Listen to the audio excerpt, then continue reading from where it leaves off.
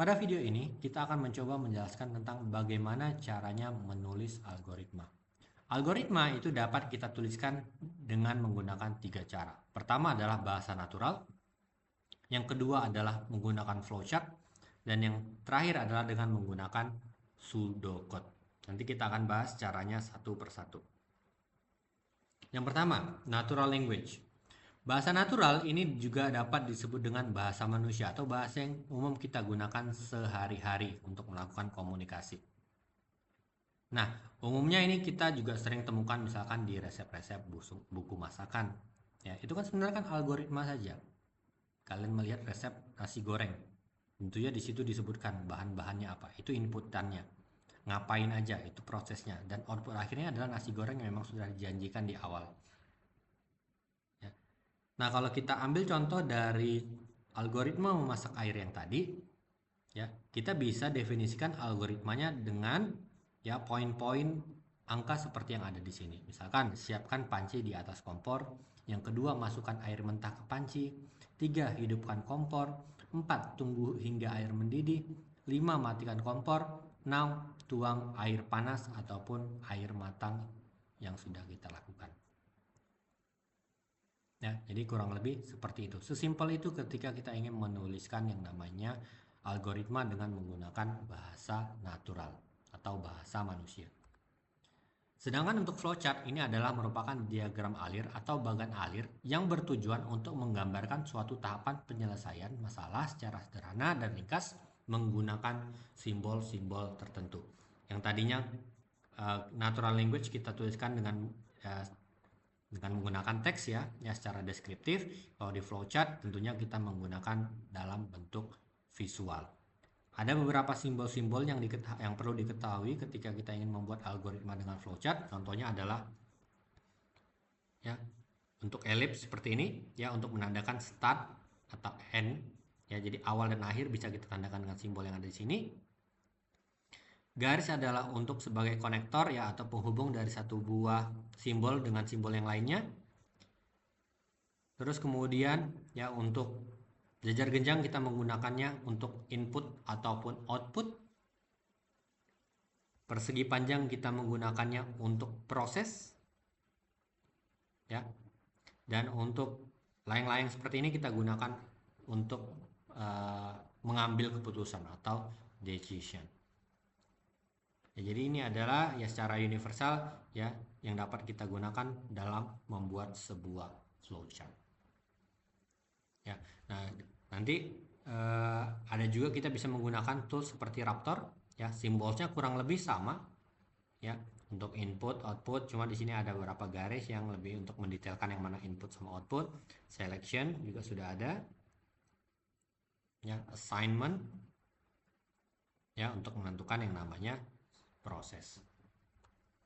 Nah, kalau misalkan kita ambil contoh lagi untuk memanaskan air tadi, ya kita bisa buat seperti ini untuk elips mulai, selesainya juga sama. Inputnya siapkan panci, masukkan air mentah, ini adalah inputannya, ya. Panaskan air adalah prosesnya yang diwakili dengan persegi panjang. Terus kemudian ada keputusan apakah sudah 100 derajat Celcius atau apakah sudah mendidih. Ya, kalau tidak kan kita biarkan dia tetap panas, kompornya tetap dinyalakan. Ya, pancinya jangan diangkat dulu.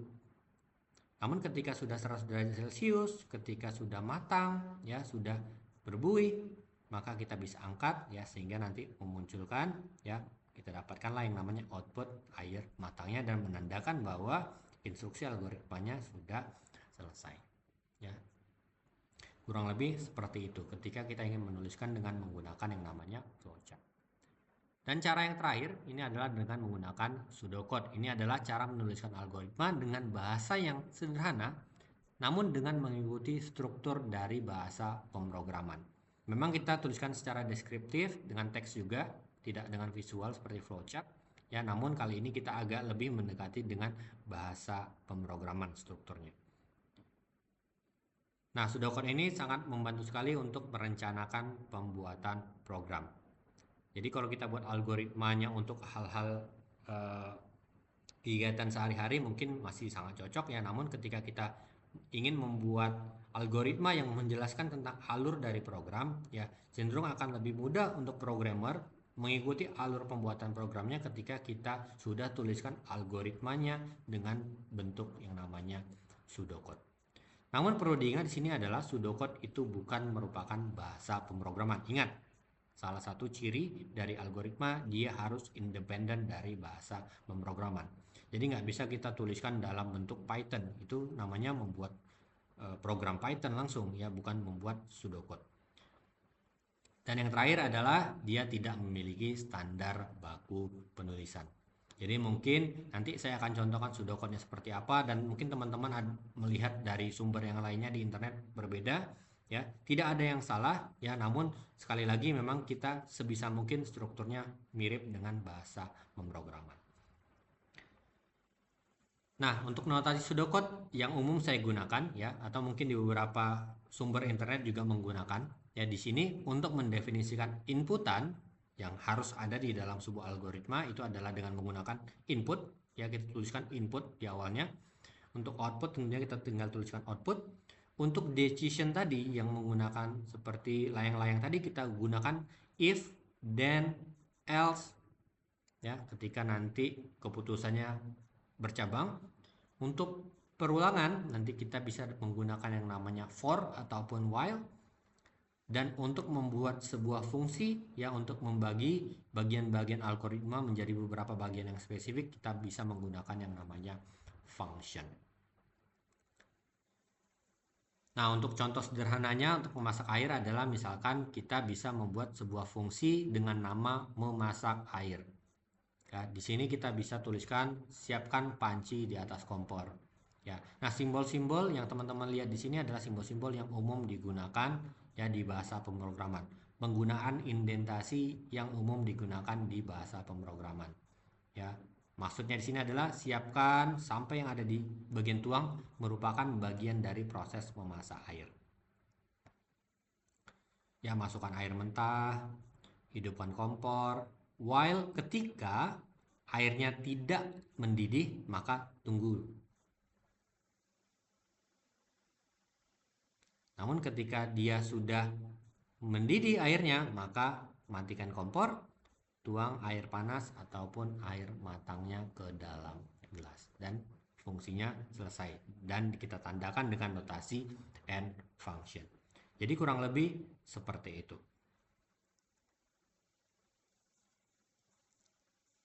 Nah, sekarang kalau kita diminta untuk menuliskan algoritma, ya, dalam mencari luas lingkaran.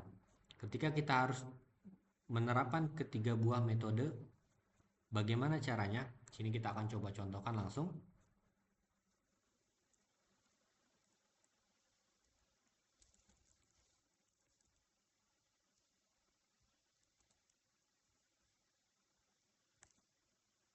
Ya, misalkan untuk dengan menggunakan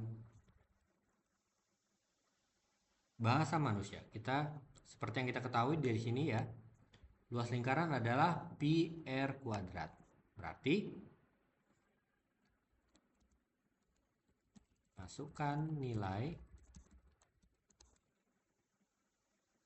jari-jari.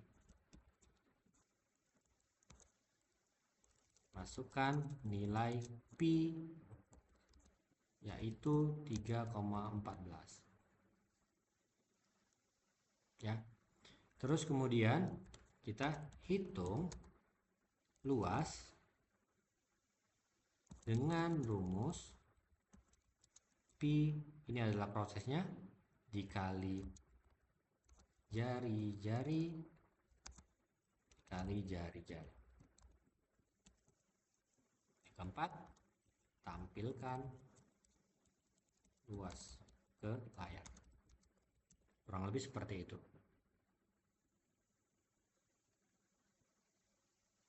Kalau kita ingin menggunakan yang namanya bahasa natural. Sedangkan kalau kita ingin menggunakan flowchart, ya, kita bisa memanfaatkan tool seperti Draw.io.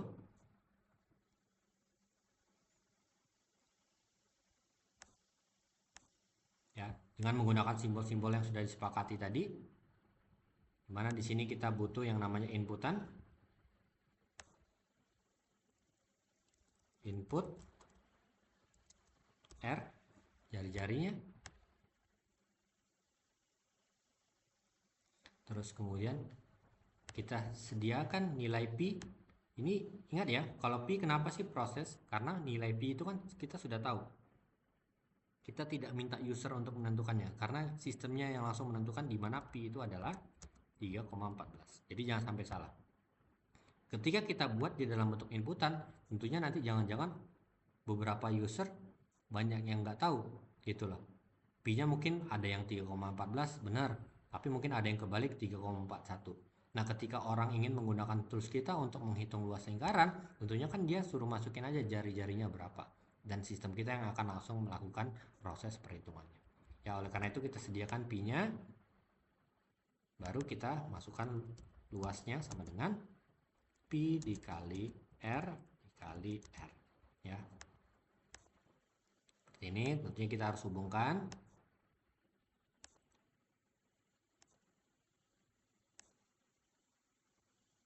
Dan kita tutup dengan output. Outputnya jangan sampai salah, yang kita outputkan sekali lagi bukan pi-nya, bukan R-nya, tapi yang kita outputkan adalah luas. Dan jangan lupa, ini saya lupa tadi di awal, kita mulai dengan start.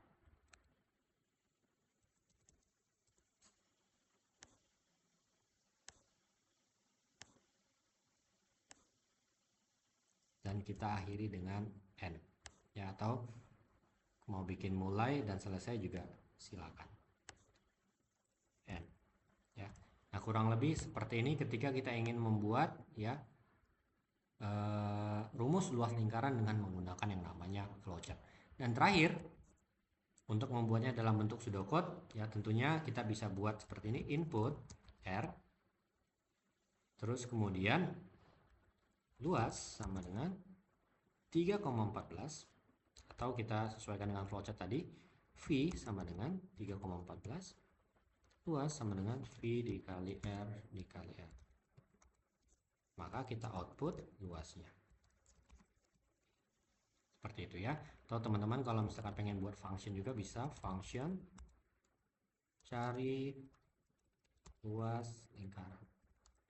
Luas lingkaran.